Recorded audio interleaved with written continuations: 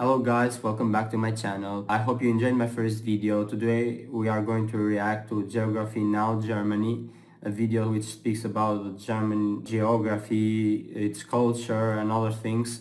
But most of all, we are going to look at the video, react to it, see the new things that we didn't know, and I hope you enjoy it.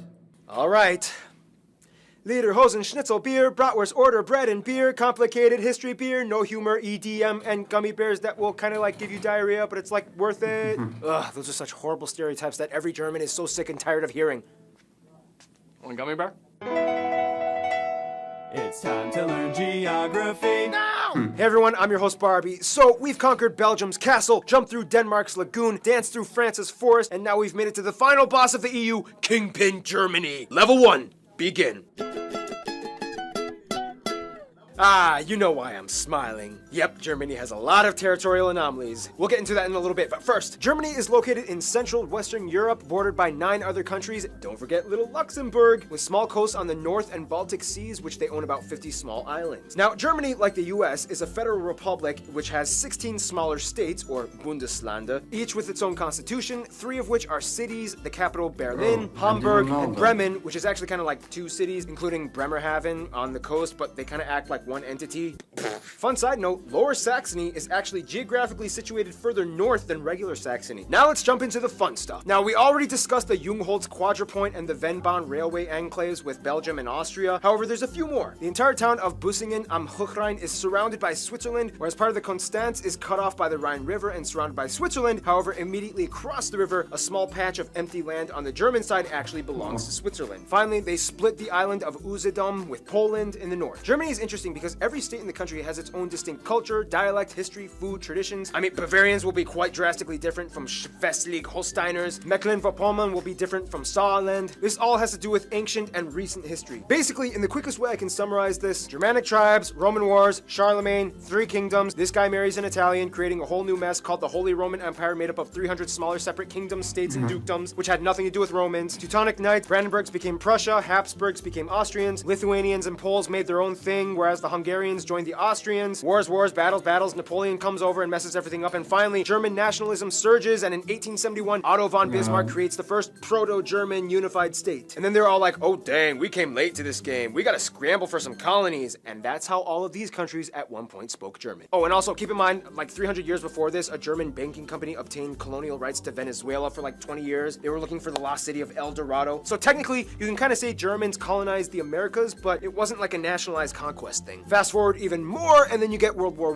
I, the monarchy ends, Treaty of Versailles, they lose land, Nazis come in, World War II, Germany splits in 2 for about 40 years, and then finally, we get the Germany we have today. East Germany, consisting of these states, is today still quite different from the rest of Germany as it was first. To be honest, I didn't know that Germany was made from smaller states. I thought it was just a big state. I didn't know that. It's new. Occupied and influenced by the Soviet Union. They are generally not as well off economically as the rest of the country, as you can still see the blocky Soviet-style buildings sprawled throughout the regions. In fact, the city of Berlin was split in half, and the west side was actually an enclave of West Germany, only accessible by train and highway. You can even see from a satellite image the divide. East Berlin still uses the yellowish tinted sulfur vapor light bulbs, whereas the west still uses fluorescent and mercury arc white tinted light bulbs. Now the funny thing is, although Berlin is the largest city in Germany, the busiest airports are actually Frankfurt, Munich, Dusseldorf, with Berlin Tegel ranking at number 4. Otherwise, some top notable landmarks and spots would be the Brandenburg Gate, the Valhalla, Cologne Cathedral, the Ulminster Church, the tallest in the world, the Berlin Victory Column, and hundreds of castles all over. The most notable one probably being Neuschwanstein, the concept behind Disney's Cinderella Castle. Germany also has over 400 zoos, more than any other country in the world. And of course, everybody knows about the Autobahn, the highway system in which if you see this sign, it means there's no speed limit. And it's like that for a huge portion of the roadway. And no wonder, considering how vast and wide those cultivated countrysides can get. Time for level 2.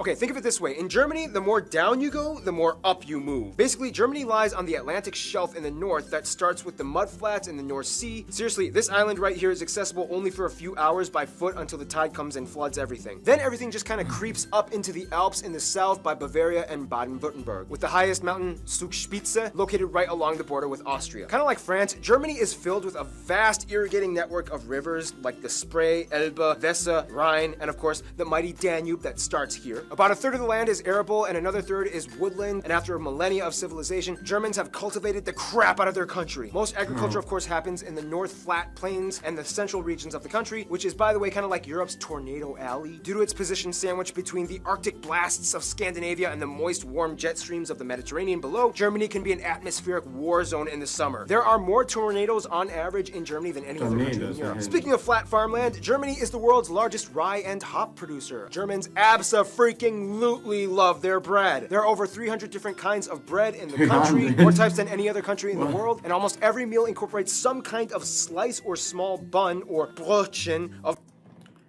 Well, guys, to have 300 different breads, I don't know what to say. Which are you going to try first? Of bread. Hast du gluten-free? Nein!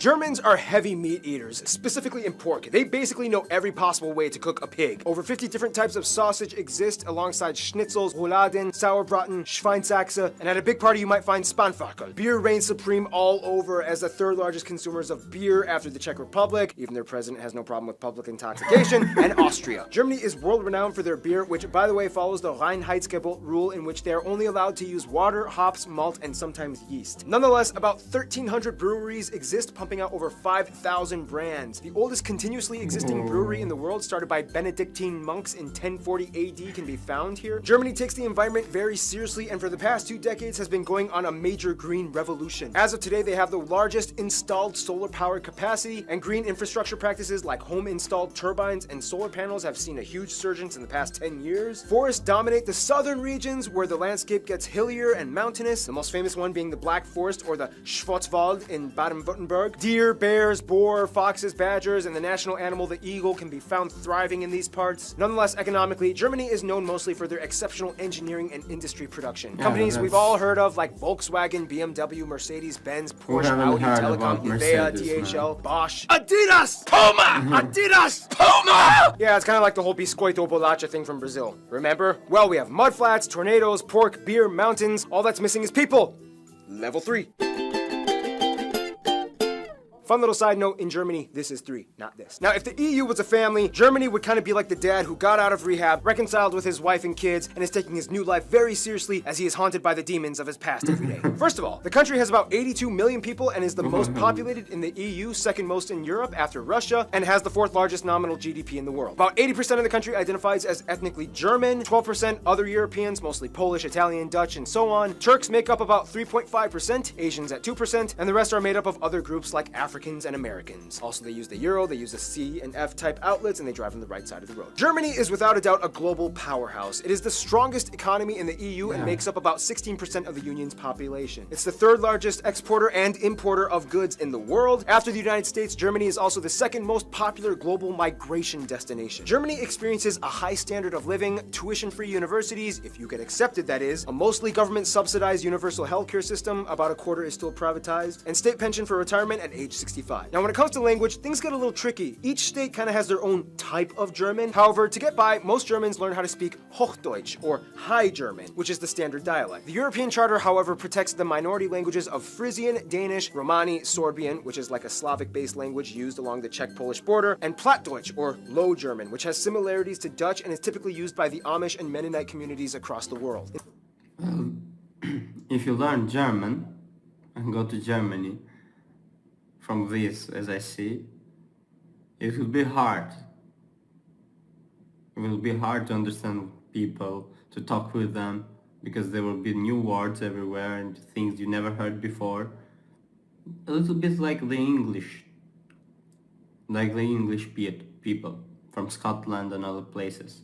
Different dialects. In terms of regional distinctions though, Germany is kind of divided into 5 cultural areas: Rhineland, East and Middle Deutschland, Norddeutschland, Baden-Württemberg, and Bavaria. Rhineland is on the west side and has a culture somewhat more influenced by France, more Catholics, Carnival celebrations are huge out here. East and Middle Germany was the part that used to be its own country for 40 years as it was influenced by the Soviets. Sorbians can also be found here too. Northern Germany has a coastal sea culture that identifies closer with Denmark and the Netherlands. They are also known for being kind of quiet and reserved. Baden-Württemberg has an interesting Swabian culture where they speak a dialect so thick that only about 40% of it is intelligible to other Germans. And then you have Bavaria, which is where the Americanized, perpetuated stereotypes about Germany came from, with lederhosen, dirndls, half-timber, beer houses, and cuckoo clocks. For the record, Germans are sick of those stereotypes. It's like saying all Americans are cowboys with guns and horses. Speaking of stereotypes, some of the stereotypes in Germany include things like Saxons being very indecisive, Berliners are always bragging about themselves, Swabians are stingy, Bavarians drank too much, Hessians talk too much, Holsteiners don't talk enough, and so on. Words differ from regions too. For example, in High German, you would say Auf Wiedersehen, but in Bavarian, you would say Fiat die Gott. In Kölsch, you would say Tschüss, and in Rhineland, you might say Ajus. And there's so many compound words that get really long and complicated, like Rindfleisch, Tickettierungsüberwachungsaufgaben, Übertragungsgesetz. This is because many words are merkwürdig, or ambiguous words, that are kind of elongated to give off an extensive meaning. Germans have very vivid imaginations and make up words for everything. Like my favorite word, Backpfeifengesicht. Not this time. By the way, for the record, this letter makes a double S sound. However, spelling reformers have tried to decrease the usage of this letter in recent years, which has led to some protests. Germans also love dubbing everything from foreign media into German. Some like this, some don't, but either way, it's here to stay. About 60% of the country identifies, at least nominally, as Christians, split between Protestants and Catholics. Germany was even the birthplace of the Protestant Reformation, split from the Catholic Church by Martin Luther. Otherwise, the rest are mostly agnostic or irreligious, with a noticeable community of Muslims, mostly from the huge Turkish and Middle Eastern communities, at about 5%, as well as a few Jews, Buddhists, and Hindus rounding up the remainder 1%. To kind of get a feel of what it's like to be German, you kind of have to understand where they've come from. After World War II, they kind of had a lot of work to do. However, it wasn't until the mid-50s and early 60s that the Wirtschaftswunder, or economic wonder, happened, to which almost everybody got to work. Basically, this guy envisioned and implemented a social market economy combined with free market capitalism alongside socialist policies that established fair competition in a welfare state. GDP increased by 80%, investments by 120%, labor forces were utilized to the maximum. Things started to get better. In Germany, all children are corralled into general public schools until age 10, when they are given the option to enroll in 3 different types of middle schools. Gymnasium, geared towards focusing on higher linguistic, mathematic, and science fields for universities. Realschule, a middle ground type of school. And Hauptschule, a school that is geared towards helping kids that seem to show promise in specific vocation or trades. Germany also has the largest music market in the EU and the 3rd in the world after the US and Japan. They love preserving their heritage and culture through music and art. In fact, there are around 130 national orchestras, mostly supported by public money, and artists get a 50% reduction in health insurance through a Yeah, I've heard that Germans really love their culture. They do everything to keep it alive. They will try everything. I like that. People who love their country and their culture. Type of offer in the legal system. One thing that still kind of supposedly maintains itself in Germany is the mindset of Vergangenheitsbewältigung. Totally butchered that, which kind of translates to a lingering sense of guilt from the past. Germans have reportedly some of the lowest levels of national pride, and unless if you're at a soccer game, chances are you will almost never see anyone holding a German flag or waving it in any kind of like patriotic setting. It's weird, but it's kind of how things are. You monster! They've made great strides to move on from the past. Nazi flags and Mein Kampf are incredibly illegal items to own in Germany, and they even have a rule, the Volksverhetzung, which basically says you cannot talk trash by denying the past atrocities. Some people say this infringes on free speech, others say it's good because it solidifies truth. Otherwise, some notable Germans throughout history include Charlemagne, although he was a Frank, but I guess it kind of counts. Albrecht, Dürer, David Friedrich, Gutenberg, Bach, Beethoven, Karl Benz, Albert Einstein, although Americans would like to claim that he moved to the US and became an American. Johannes Kepler, Johann Wolfgang von Goethe, Friedrich Schiller, Michael Schumacher, Alex von Humboldt, and of course Karl Marx and Friedrich Engels co-founded Marxism. But one thing Germans do best would have to be diplomacy. To this day, the German passport holds the most visa-free nations out of any other country in the world, just beating Sweden. Therefore, you can kind of conclude that Germany kind of knows how to relate to people. Let's find out how in the final round, level 4.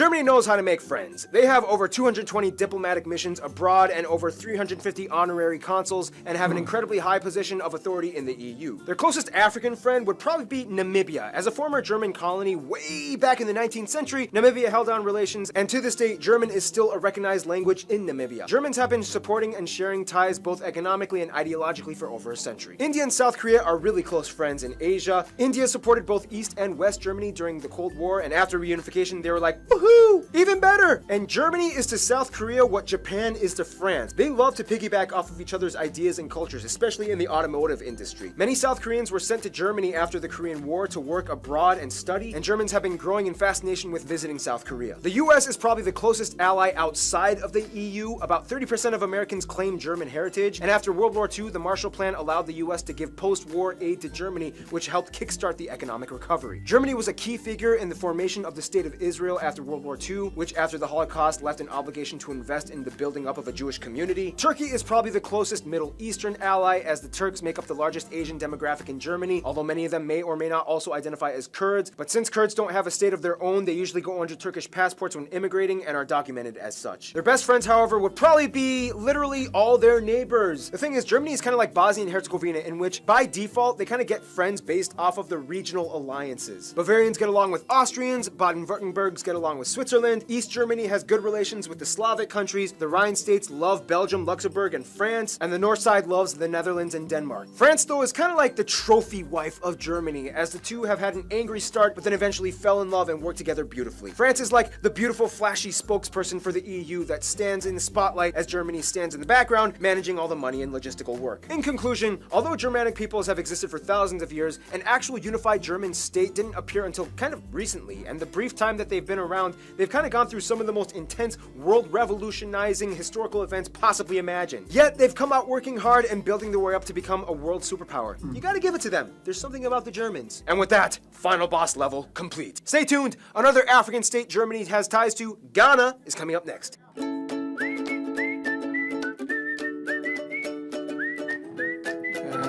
That was great. So guys, as we saw, Germany is just great. I like it. It has good relations with all the region. It is high economical stand, and the people of Germany have worked really hard to make it the Germany that it is today. And I like that. People that will think about their country. It's hard to find that sometimes. So this was all, and I hope to see you again in my next video. So leave a like. If you want to see my next video, subscribe to my channel and get on the notifications. Thank you very much. Goodbye.